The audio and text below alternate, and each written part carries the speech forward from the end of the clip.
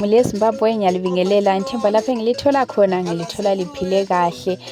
Siphendukile phela eDarwin lapha esilandela khona izindaba zenkosi uMathophe lezi sazitshela zona endleleni. Nthemba liyakwazi ukuthi zinengi kakhulu. Namhlanje sathubamba le eliyibonayo phezulu lapha enyoka eyabonakala ilume uDiyo emidlalweni wesintu. Singazi ukuthi namhlanje izinkosi zona indaba leyi bazoyibusa kanjani njengoba abantu bakhona bebekhanya kuthiwa bayala. Sawona ukuthi izinkosi zona ziza kuthini. Muri yeZimbabwe ndinokukwazisa iko mungadai muri nhasi tadzoka zvekare mumusha weDarwin kwamambo Mathophe apo patiri kufambira nyaya dzatikasiyira panzira dzatikakuvimbisai kuti dzichaenda mudare. Tichakudzai kuti zvinenge zvichifamba sei. Yanhasi ndofunga munongoiona pamusoro ndoiyaiya yenyoka yakawanikwa yakaruma Mukombe. Kusaziva kuti madzimambo iwo achaitonga sei sezvo vanhu vacho vangu vakumboramba kuti aiwa yanga isina kuruma Mukombe, kuti kana varamba zvichapera sei. Rangu zita ndinonzi Thando Class. Asi senguva dzose, don't forget to subscribe to Drewmas Media. Drewmas Media, taking you to another level. Ndisabhuku matemura vari kuda kutsanangurawo zvekare chiitiko chakaitiko muvhireji ravo muchinzwawo makorokota. Ndini Sabhuku Katana. Takuda kutaura nhau ikaitika muvhireji mavo. Nyaya towards takuenda muChristmas. Nofunga ndakashamisika ndichiona mupurisa achiuya. Tichiti date ndi 24 25 Christmas. Ndobva ndaona mupurisa asvika paumba chingobuda mubhedhumu kuseni kasinzi muri pano here, ndikati ndiri pano. Kasinzi mboyai panapa nemashoko nemi. Ndobva ndabuda mumba ndobva ndagara pavhuranda kudai. Kasinzi muri kudziziva here Sabhuku kuti munomhosva yekuti muri kunyarara pavhireji penyu panapa panochimina. Ndikati nini hapana chandiri kuziva. Ndikangogarawo hangu panapa. Kasinzi panochimina panapa. Ndikati nini papiko. Kasinzi ndichakuudzai kwandanga ndichiferefeta. Naye ndokubva ndazoita sei nini. Ndikati nini wakundibvunza awo. Kunzi mukuziva kuti pamba paDavison pakarohwa nyoka. Ndikati nini nyoka yemudziko. Kasinzi pano nyoka ikarohwa iri kunzi yanga ikaruma Mukombe. Ndikati inini aiwa inini kana kuenda kumba kwakeko kana kundoiona kana kuti ndinziwo pamba pacho kuti nditaure kuti imi kwaita complain kuno kuSabhuku yamuone zviri kuno handina kurudziwa nomunhu bai. Kusaka zvinoitika inini ndiri munhu wegovernment handibvumiwe kutaura zvokunyepa kuti ndikaiona nyoka karuma Mukombe iri mumba maDhevi handina kukusvika hatina chainoziva.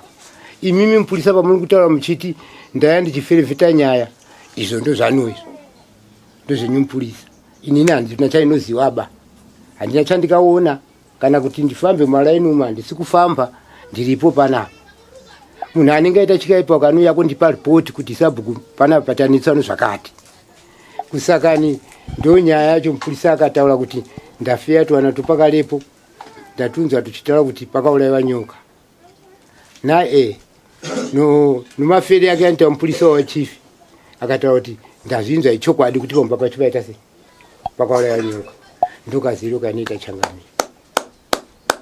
Ndazodaro tauya apa mhondro dzauya apa ndopadzikazondidanidza dzikati Katana you are late.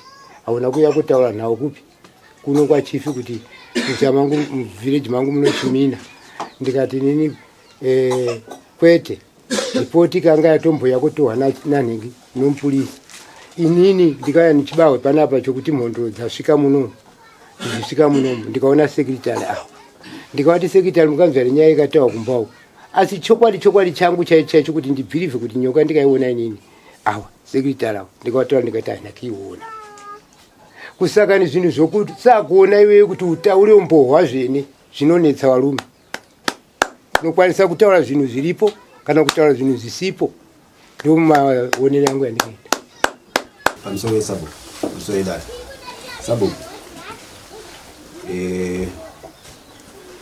kana tichisvika kunzvimbo dzenyika yedu tinowanzobatsirana chokwadi chinenge chiri. SABHUKU ndakasvika ndichiti kwamambo kwakasvika ripoti yekuti kuno kwakaurayiwa nyoka yanga yakadai dai. Asi inini ndakazopedzisira ndakutaura ndichiti sekretari wenyu atobvunzwa ndiri kupamamba hongu nyaya yetakainzwa chii nesuro. Imimi ndakakubvunza futi makataura kuti nyaya ndakainzwa nani nasekretari. Ndakakusirai chiswero chokuti batai katoto lemani chitokwindo dagi muvabvunze vanhu ivavo kuti ndimuri padhuze na Davidson zvakamira sei panyaya yatiri kuzwa. Inindizve ndikavabvunza akomana ivavo vakati vakomana ivo hapana chatikaona. isusu hatichida kana tauya kunotsvaga maripotsi bata tinoda kuti muzotaura zvatakataura nokuti makataura muchisiya zvimwe tinoita kutanga isusu tiri kuita zvechimbavha kozi ipapo ndopangadavedza kugadzisana kuti ndakakusiyirai taski yokuti tsvagai nhengi nanhengani. imimi ndikazokuti moteera kwamambo monoisa ripoti yenyu meni because isusu tisatofamba kuti kuya kukubvunza ikuno but imimi ndimaifanira kuti asei isa ripoti yenyu handii ndizvo. Ipopo vanhu vamukati kana tamuwira napo kuzara sei zvapera tingozvipedza tokuembera kwamaita kuti ndomazira ndeni kana makawirira neni kuti ndakakuti muuye makazobatwa zveina nasekuru pai aiwa zvapera. Kana zvana nasekuru mukati kazvinofana zvine way forward wakati munoita sei anasekuru wacho anasekuru wacho ndibata inini vakanditi hauna kuya noripoti mangu kusvika kutsvitsa paSABHUKU. Saka ndikuda mbudzi iyo ndakauya nayo inini ndakavapa asana sekuru. So munhu mutungamirika unoziva kana mhosva yatika pamba pako utosimba nayo. Aiwa unogona kuripira mwana. Ndiri kuzoona mai kusakani ndo zvandikaita handina kuti chiba ndaiti zvataura nako zvamakazoita pazvidaro zvazvino. Inini yangu yabuda yokuti ikaonekwa kuti imwe mangwana yakaruma Mukombe. asi ipapo koiwe waiona ungotaurira futika zvawaona. Aiwa ngachikuitika imimi kana mune komiti yenyu yamunoshanda nayo ikakuregererai muchakuwara nokuripa ichitogara yemazuva kuti iruka yekomiti ine chokwadi isingazvengi kana paita nyaya. Ana lemani wamakaona nananhingawo ana katoto hapana chavakakutaurira handiti asi kutisati zuva kuti vanofanira kukutaurira chokwadi asi havana kuita sei. Aiwa vese vakaramba tova kuti nyaya inenge yatoitika asi vanhu vanenge vachiti hamenu ngavatsvage vega edenozetemi makungobatwa nemujenya kuti nzvimbo yenyu yakasviba ripai makutoripira vanhu ende vacharamba muchivaripira vakazviziva. Ndo nyaya yacho ruka yekomiti yakarongeka ine vanhu vasingatyi. Aiwa imi zvenyu hamutyi. Aiwa inini zvokuchaka kadai anga ari munhu wekuti akaita mhosva straight taikutaura kuti iwo ndikaiona uyu ano mhosva SABHUKU haufaniri kutya. Haufaniri kudini kana ukanzi wafira kuda chokwadi ndo zvinodiwa izvi. Pamusoro ivo vakatya wai vasina kumubvunza vakatya uzi apa taifanira kunge vachiyanoridza kuti ndakazomubvunza mwana wangu hapana chakabuda. Murume uyu ndandasiya ndakamubvunza mukomana ndakaenda inini ndakadanidza uyu nengi mai munoziva mai waye maika moyo waye akadzwa dhara bhezi rwakuru waye ndikati wari mukomiti ndikati nini mboniperekedzai ndobva ndasvika paDavidson akanga asiri kumba kwake tikasangana paruwari tino meeting development zomusanganiro ndobva ndamudaidza ndobva auya pasaidi ndikati Davidson ndikunzwa kuti nyaya ndiyo kasinzi mudhara kufanira kuona nyoka ikaurayiwa imbadza dai akanga iri nyoka ikakura nhali ndaitadza kukudza here inini ndakashamisika nyaya iyoyo nini ndichitoinza kuti kwai nyaya yatonzwika yaano mazuva yanga ine ikaruma Mukombe. Ndiye aitoti kwai yaano mazuva yatobuda yakaruma Mukombe ndiye aitotaura kuti kwai kutaura kwamuri kuita ikoko ndokwandikatonzwa wenini ndikati nini ko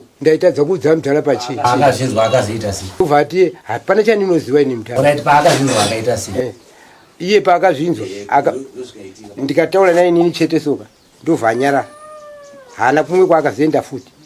Mukunzi wambunza wangu kuti paakanzwa kuti ndozvikutaura maererano nemusha wake kuti pawanikwa nyoka yakaruma Mukombe akaita sei. Hapana chaakaita. Akamirira kubvunzwa neni. Akabvunzwa neni akazozvitaura kuna kabineti baba waGrace Lemani Katoto vese walipo neni achira kuti ndozvanga zvaitika pamba panga pamusoro ari kubatsira nyaya yenyu sabhuku munenge muri kuita kunge chivande so haisi kunyasa kuti baba chena dai mamakadzimba nokubvisa mbudzi anditika maikokodza village renyu rese anditi movaudza kuti ndizvozvani tikunzwa papi pamba apa kana izvozvo izvo zvokuti munyasa kubata chokwadi chokuti aiwa uyu ndeyakataura kuti nyoka itakaibaya yakaruma mukombe edzesempemba munaye but zvinhu zvenyu muri kuita muchibvunza 1 kunge muri kusha vanhu venyu instead yokuti muunganidze mhuri yenyu yese moibvudza kamwe chete.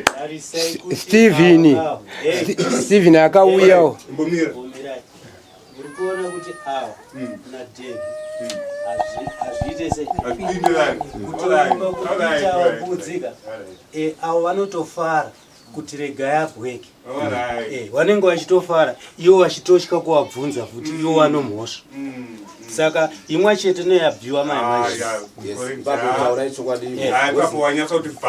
iyo ava manjeka haina kunge yakaburitsa mareflex zvakafanana nenyaya iyi nyaya yati tsakaitsvaga futika dai tisina pakuwana pafonika dai nyaya ichirambika handiti saka ndozvakafanana navava nokuti yanzi inyoka yakaurayiwa but dai ikaiswa pafoni ichinzi yanga yakasimudza zvinhu zvekutaurwa izvozvoka dai muchiita sei futi saka ava vari kutya kunoonobvunza vana vavo zvinova zvamataura futi papi saka hatina hwendu manje kana muchitya nyaya dzakadai aiwa masabhuku achakuwara nokubhadhara Wachabhadhara. ombera yenyu munhare mubve Hlobo esithandekayo iyo phela indaba akade silayo namhlanje namhla besilo sabhuku wendawo leyi ubebuza ukuthi yindaba yena engakhulumanga engacingisisanga ukuthi indaba leyi liqiniso yini kumbe kwahamba njani ngesikhathi kodwa yena uyachasisa ukuthi yebo indaba ngayizwa kodwa ukuthi ngibone inyoka yakhona kangiyibonanga ngoba ngangingekho njalo nje akula muntu esingathi wathatha imfanekiso yokuthi sibekwazi ukuthi indaba leyi ngeyeqiniso yini kumbe ngeyamanga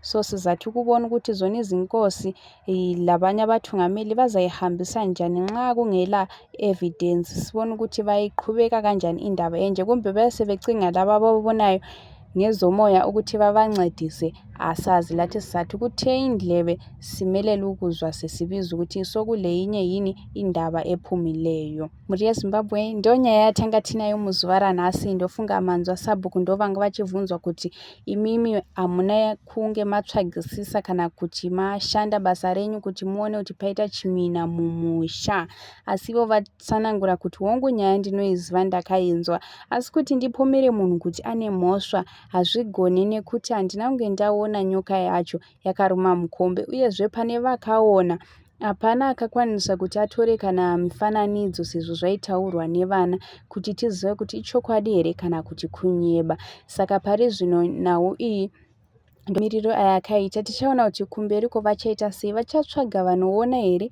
kuti vagadzirise nyaya idzodzo kana kuti vanzwe kuti zviriko here kana kuti hazviko sezvo kune mhondoro iri kufamba iri kuchenura misha zvimwe kuda vanogona kupindirawo kuti vabatsire sekubatsira kwavari kuita nzvimbo iyoyo saka muri yeZimbabwe tichangomira nesuwo takateereresa kana pane zviripo tinokuudzai vanenge vasati vaona vhidhiyo munogona kuenda kunoritarisa monzwisisa kuti zvakafamba sei zita rangu ndinonzi Tando Class senguva dzose don't forget to subscribe to Drewmas Media taking you to another level. Goodbye my friends. Goodbye my friends. Wakamboonana tichazoonana nerimwe zuva hama dzangu. Goodbye my friends. Goodbye my friends. Wakamboonana tichazoonana nerimwe zuva hama dzangu. Ini ndokwenda kubasa kwangu. Iwe makiwe mkaranga.